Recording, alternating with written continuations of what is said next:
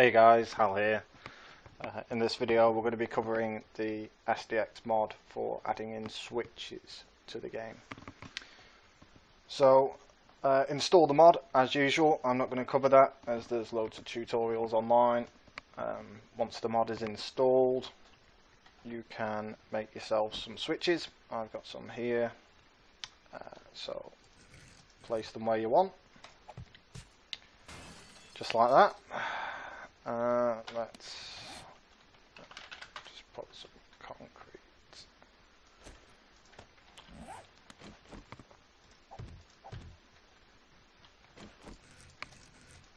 There we go. Once it's on, switch over to the switch wrench, which is a new item. Uses the same old wrench prefab, but you'll need this to interact with the switches. Once you've got it up and running, hover over the switch and right click as if you were upgrading. You've now selected this switch, and then you can choose something that can activate, like a door, and right click again. So now you've created a link between the two.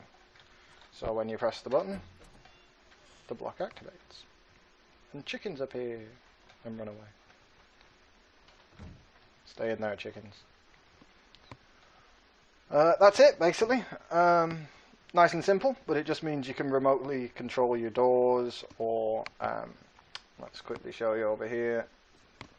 I've got a switch over here, which I'll activate, and I've got some TNT set up on the side of the building here.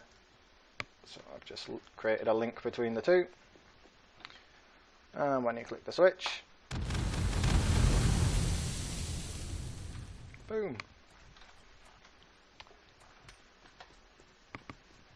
Wow, it's really raining rubble. So there we have it.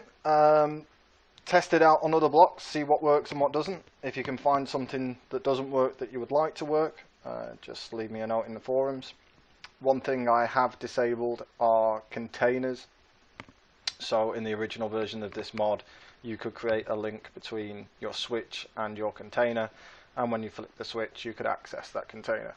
I've disabled that because there's no real point being able to, or I find it game breaking to be able to access a chest from wherever.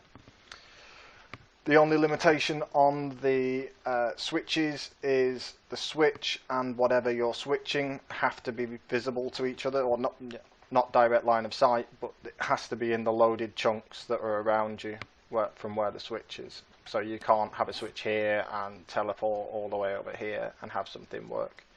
It's got to be in the area that's currently loaded around you.